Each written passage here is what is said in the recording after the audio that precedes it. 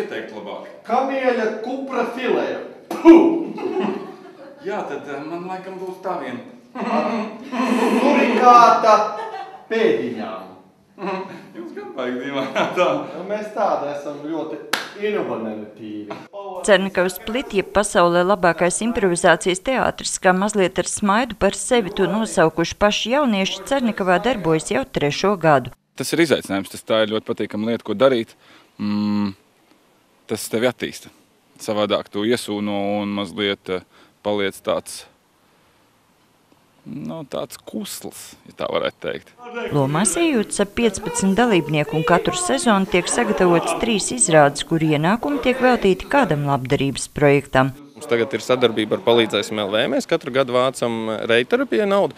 Mēs katru gadu vācam pārtiku trūkumcietēm, un tagad mums ir 3. lieta, kam vākt, tas ir dzīvniekiem. Un tas ir baigi forši. Kāpēc gan nepalīdzēt citiem? Ziedojums no pēdējās izrādes aktieri nogādāti Cernikavas dzīvnieku aizsardzības biedrībā, kur jau 5 gadus sterilizē un meklē mājas pamestiem kaķiem un suņiem. Tas ļoti daudz nozīmē, jo nereti tie dzīvnieki ir tik daudz, un kad pabarot viņus ir ļoti grūti. Mums viņi nonāk ļoti smagā stāvoklī bieži vien, tad ir arī papildus ārstēšanas izmaksas. Pat labi Ingvildes aprūpē atrodas 16 kaķēni, kas gaida mīļus un atsaucīgus saimniekus, bet jaunie aktieri atkal ir gatavi darbam, lai sniegtu palīdzīgu roku tiem, kam tā visvairāk nepieciešama. Sandra Leitāne, Zana Zemniece, Didis Pučs, TV Spektrs.